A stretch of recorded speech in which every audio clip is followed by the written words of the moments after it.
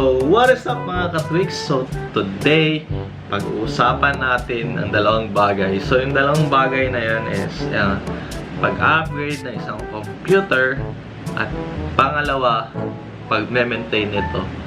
So, ano bang gagawin natin kapag mag-upgrade tayo or anong gagawin namin anong gagawin ko sa pag-upgrade ng computer? Pangalawa, paano natin siya i-maintain. So, meron din, may tinawag sa amin na office mate ko na nagreklamo na mabagal yung computer. So, basically, yung function ng computer niya is for word processing sa mga documents usually. So, pag-check natin ng specs ng computer, so doon natin nalaman na ang kanyang processor is i3-540. So, medyo okay pa yung kanyang processor. So, yung kanyang RAM is only 2 GB na DDR3. And then, yung kanyang hard disk is 500 GB. So, yun. Una, inisip namin na papalitan na lang ng bago na computer. Pero hindi siya kasi ang panggagamitan lang is word processing or kasi secretary yung gumagamit ng computer. So parang overkill kung bibili tayo ng bagong computer or na okay pa naman yung PC. So yun ang gagawin nag-decide ako na or kami na i-upgrade na lang. So parang test na rin to. So, ang i-upgrade natin una is yung SSD. So, yung hard disk na dati na sa computer, yung operating system drive niya or yung niya, ita-transfer natin dito. So, in layman's term, yung drive C ng computer, ita-transfer natin dito. So, separate na yung so, magkakaroon ng dalawang disk yung computer. So, first, yung drive C, ilalagay natin dito. So, ito na yung magiging operating system ng computer. So, ang storage, yung second hard disk. So, yun. So, later ko na i-explain kung anong difference ng SSD sa hard disk drive. So, ang isa naman na i-upgrade natin yung RAM. So, kanina nalaman nyo na 2 GB of RAM lang. So, kulang talaga siya or hindi talaga siya sufficient sa mga ngayon. So, usually, minimum talaga na RAM is nasa 4 GB kung basic use. Kung medyo kayo ng paggamit, at least 8 GB of RAM. So, try natin siya 6 GB. So, kailangan din natin i-upgrade yung operating system. Kasi yung operating system nung computer is Windows 7 na 32-bit na operating system. Inaalaw lang ng OS na yun na 4 GB lang yung maximum na RAM. So kapag nag 64-bit ka, up to 16 GB ata. Yun, 16 GB ng RAM. So, i-upgrade natin yung OS din. Gagawin natin 64-bit para magiging 6 GB na siya.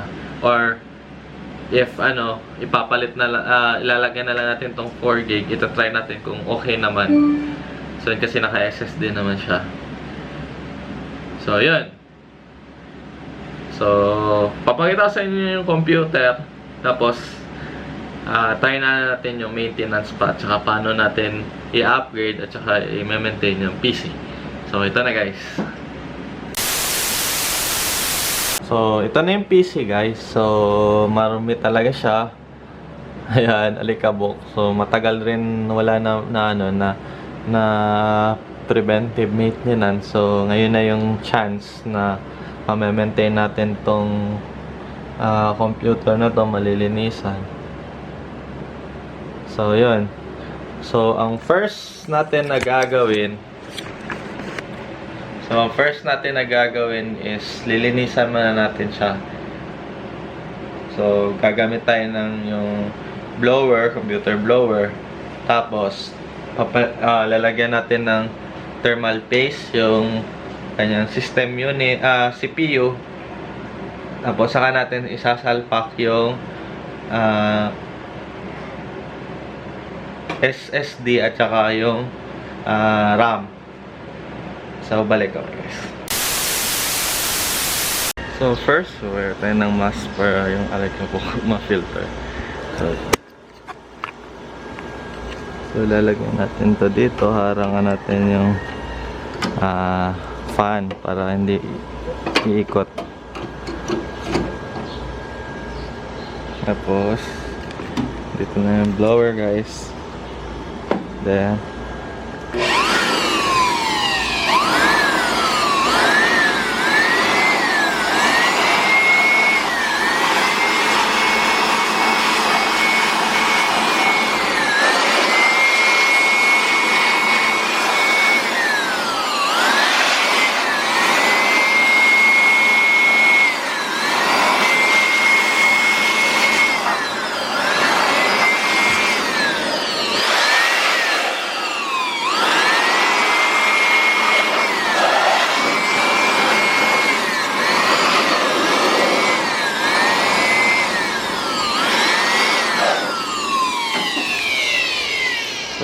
matapos yung bloweran guys, iyan na natin yung kanyang AVR. Try din natin yung blower. So mahina kasi itong vacuum nitong itong computer blower, kaya i-blower lang natin siya.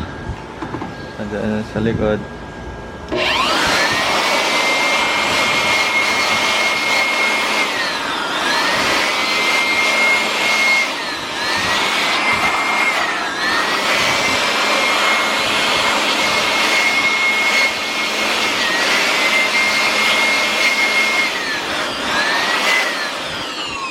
So, yung blower na gamit natin guys is Maxell. Yan, 650 electric blower. Medyo malakas siya.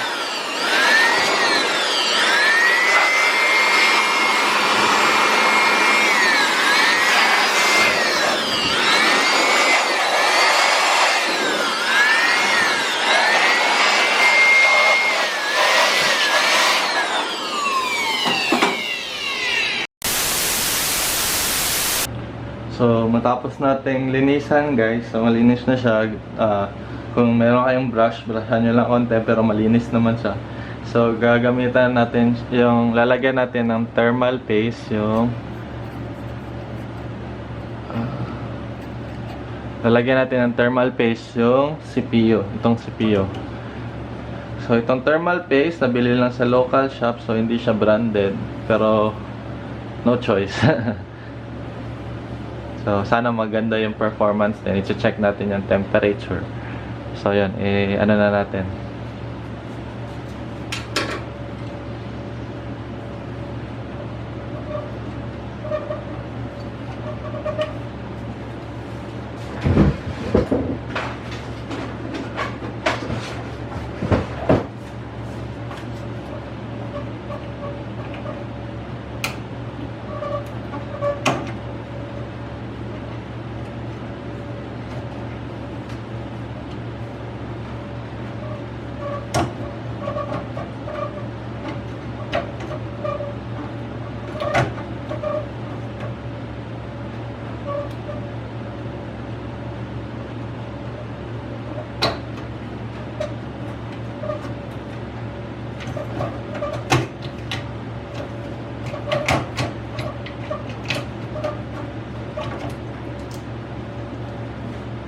So as you can see, ayan, tuyo na yung thermal paste. Nandito rin. So linisan natin yung thermal paste. Ayan. So gagamit lang tayo ng parang matigas na papel or card kung meron ka para ma-strip off yung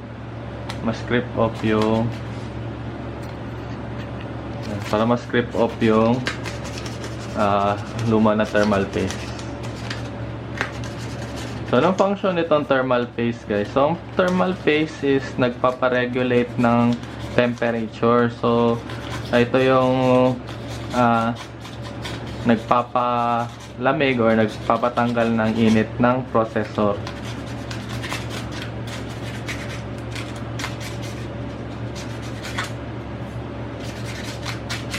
So yan, natanggal na siya konti. So hindi ko na linisan talaga. Tapos dito sa processor.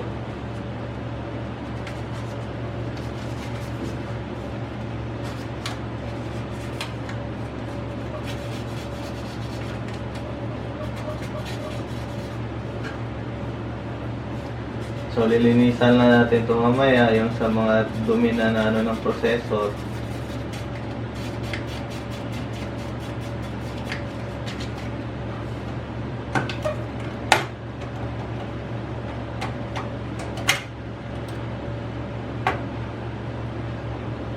So mali tayo, dapat tinanggal natin yung processor, guys. So nakalimutan ko. Dapat dito pala yung tinatanggal, tapos saka ano. So sorry for that.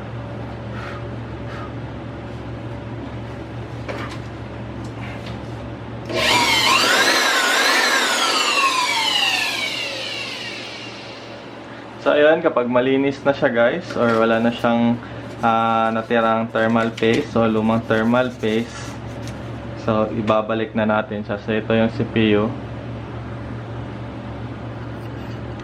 Yan, so babalik na natin siya.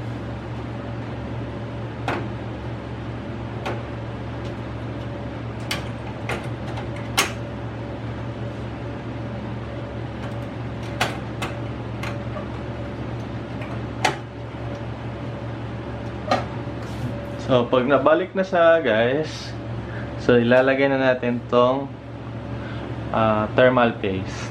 So, itong thermal paste is inject type. So, para ka nag-e-injection lang.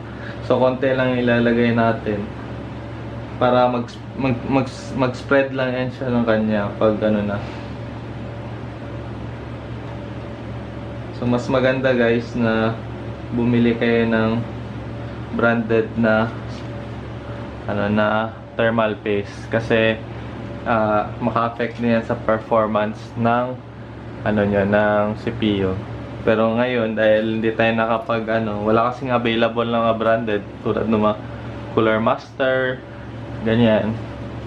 So, generic. Hindi ko siya alam kung branded to generic, pero parang duda ko na to siya, yung mumurahin lang kasi tag 35 pesos lang. Thermal paste or thermal grease yung tawag.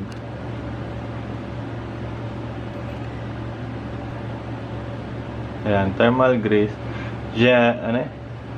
Hyzen. So, makaduda na. So, tag 35 pesos siya. Ito yung kanyang tag. So, balik tayo sa So, nalagay na siya. So, ibabalik na natin tong itong CPU fan. So, mas maganda, guys, regular kayong naglilinis ng computer kasi yung dirt or yung mga alikabok magbi-build up yan. So, kung regular kayong naglilinis, mas mas madali siyang linisan kasi hindi masyado dumidikit o namumuo yung mga dumi or alikabok.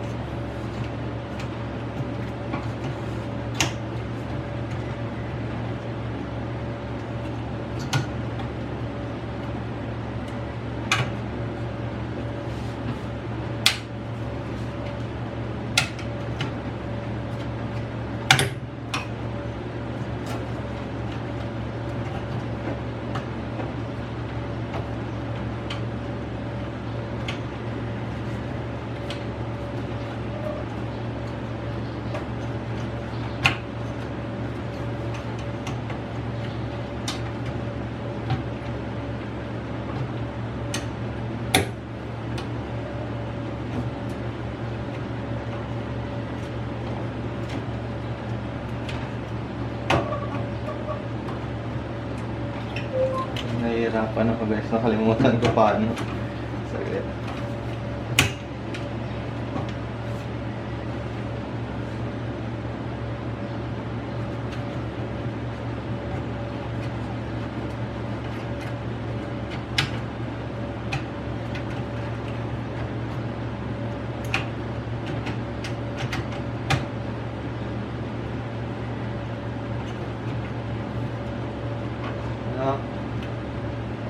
Love.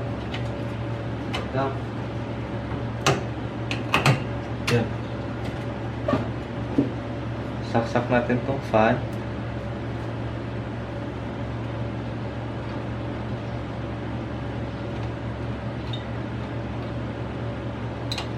So ingat kayo sa pagbabalik ng mga ng mga parts kasi may mga pins siya, baka masira, matanggal. So ilalagay natin itong golden memory na 4 GB of RAM. So bakit golden memory? Kasi yun na walang available na DDR3 doon sa mga local stores dito sa amin. So stick tayo sa mga generic parts kasi usually kasi pag nasa company or ano kayo, syempre mahirap bumili ng mga online. So mas papaboran yung mga local stores. So wala yung mga usually brand like Kingston. Ano pa ba ibang ng RAM? So first natin na-experiment guys. Tatry muna natin tong aalisin natin tong 2 GB na na dating RAM. So Kingston to na RAM. So tatry muna natin yung 4 GB kung mag-suffice siya. If not, gawa tayo ay natin siya sa 6 TB. Yung reason bakit hindi itatry natin siya kasi usually kasi ginagamit talaga dito is 32-bit na operating system. So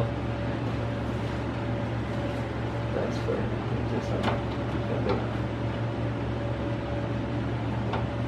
So preference yun ng kasi siyempre yung sa mga system na ginagamit dito sa office, yung mga compatibility. So hindi tayo makakaano na basta-basta.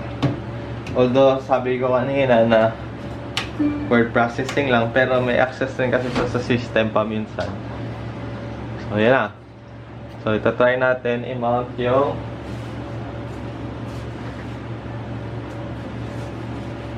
SSD. So ito yung SSD. So tayo natin siya. Balik kayo guys. Guys, dito natin siya nilagay. So naka-mount na yung SSD. Tapos yung hard disk. So ito try natin siya i-boot ngayon kasi meron na tong pre-installed na OS. Nilagyan natin siya before natin siya install. So try natin.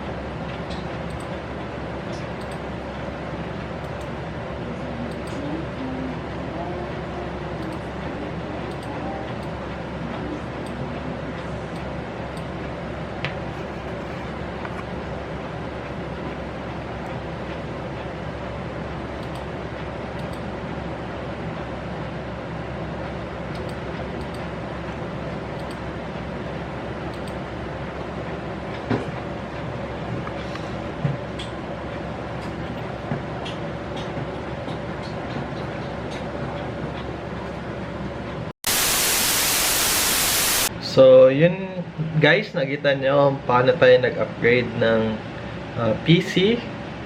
So, from hard disk drive. So, na-transfer natin yung system sa SSD. So, nakita nyo naman yung result. So, sa Windows 7 Pro na operating system, nag-boot siya ng 22 seconds. Tapos nakita nyo rin na pag shutdown, mabilis rin. So, with 4 gig of RAM, so sufficient na siya. So, unlike before na matagal talaga mag-open ng browser, ng Word file, so malaki yung difference. So, sa mga nagbabalak dyan na mag-upgrade ng kanilang computer or laptop, so maganda talaga gamitin yung SSD for the OS. And for the storage, if you want storage also, you can combine both. So, pwede yung operating system nyo, drive C nyo nasa SSD, tapos yung storage ay nasa drive D or sa HDD nyo ilagay. Tapos, importante rin na mataas yung RAM. For example, kapag nag-video edit kayo or mataas yung ginagamit nyo ng mga software, so, importante rin. So, that is for today, guys. Hope you learn or enjoy something in this video. So, start na to ng ating mga tutorial or vlog about tech.